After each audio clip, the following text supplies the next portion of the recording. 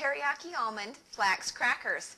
We are combining two recipes today, our buckwheat flax crackers and our teriyaki almonds. This will make a lovely and delightful cracker flavor because the teriyaki almonds are so delicious. We need to make the coating for the almonds first, and we're going to just apply that coating to the entire recipe, and then we've reduced the number of nuts from 4 cups to 1 cup so that there's enough coating to cover all the flax and buckwheat as well. So let's get a close-up of our ingredients and we'll get started. The basics for our cracker is sprouted buckwheat, soaked flax, and chopped almonds. And right now I'd like to tell you this is a Xylus Easy Chop. We use this to chop the almonds to a uniform size ready for our crackers. It's a quick, easy way to do that. In our coating we have soaked dates and figs, some garlic and cayenne pepper, some maple syrup, and some nama shoyu. Let's combine those and get started. We're going to start by adding our nama shoyu to our blender. To that we're going to add our maple syrup,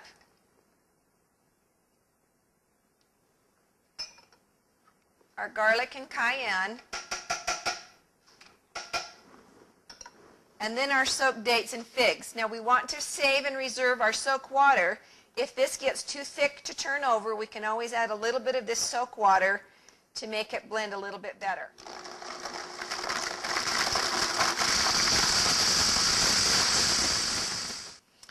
Let's start by combining our flax, our buckwheat, and our almonds. Now these almonds have been soaked, drained, rinsed, and then dehydrated so that they're crispy and crunchy. Let's mix those together well. Then we'll stir in our teriyaki coating.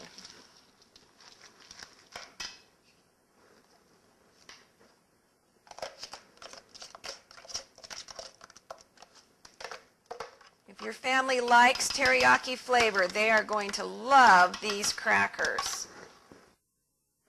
Let's go ahead and mix this up.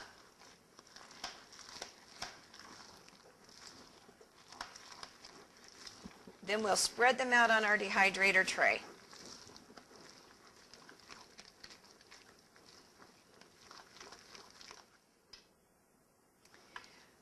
Our cracker mixture is a little bit soupy, so we're going to add some more chopped almonds to try and absorb some of this coating. So let's go ahead and stir these almonds in, and then we'll get them spread out on our dehydrator trays. This looks like it's going to be just about perfect. We want all the almonds to be coated. We want all the flaxseed and the buckwheat to be coated, but we don't want it to be soupy and dripping, nor do we want it to be dry. So let's make sure all of it gets there, and we are good to go. Let's put these out on the Flax sheets.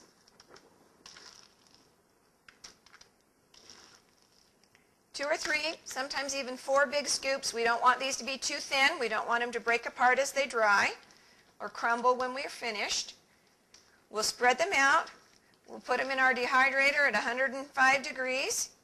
About halfway through, we'll flip them over, take the Flax sheet off, and we'll score the crackers with a pizza cutter so that they'll break apart evenly.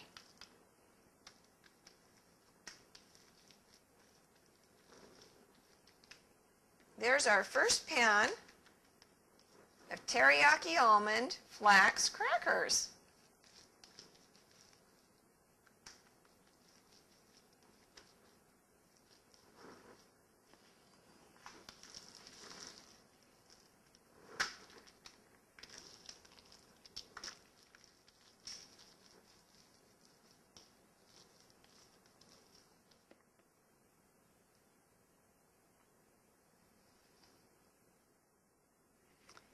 Teriyaki almond flax crackers are done.